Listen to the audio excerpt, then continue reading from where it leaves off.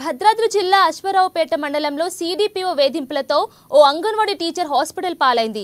ఊట్లపల్లి అంగన్వాడీ కేంద్రంలో టీచర్గా విధులు నిర్వర్తించే కేదారి అనే టీచర్కు సీడీపీఓ రోజారాణి మధ్య అభిప్రాయ భేదాలతో అక్కడ వంట చేసే ఆయమ్మను సీడీపీఓ తొలగించి సమీపంలోని నల్లబాడు డ్యూటీ వేశారని అంగన్వాడీ టీచర్ వాపోయారు.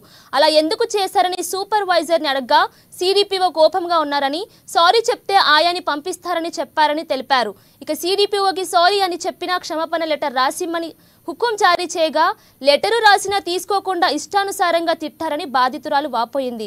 ఇక సీడీపీఓ వేధింపుల కారణంగానే ఇంటికి రాగానే షుగర్, బీపీ ఎక్కువై కళ్ళు తిరిగి పడిపోతే హాస్పిటల్కి తరలించినట్లు కేదారి భర్త తెలిపారు.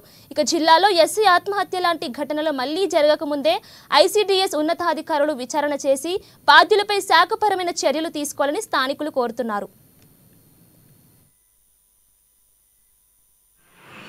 అర్థమైంది మేడం, నన్ను ఇబ్బంది పెట్టాలనుకున్నాను కదా, నేను హెరాస్ చేశారు చెప్పు, అసలు ఏం చేసింది చెప్పు ముందు అన్నది మా సూపర్వైజర్. హెరాస్ చేయడం అంటే అది కాదు, మేము మీ సెక్టార్లో ఇంకొక అమ్మాయిని ఇబ్బంది పెడతాను, అది ఇబ్బంది పెట్టడం అంటే నేను ఎప్పుడు ఇబ్బంది పెట్టట్లేదు అన్నది మేడం.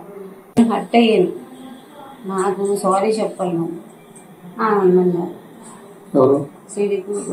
నేను హర్ట్ అయ్యి నాకు సారీ చెప్పాలన్నా, నేను సారీ మేడం అన్నా. అక్కడికి నేను ఏడ్చిన్నా, సారీ మేడం నాకు మాట్లాడడం అంటే నీకు నోటిదో లెక్క, అది తగ్గించుకో ముందు అన్నా. అంటే నేను అనుకున్నాను నా నోటితో లెక్క కాదు మేడం, నేను అనలేదు అసలు.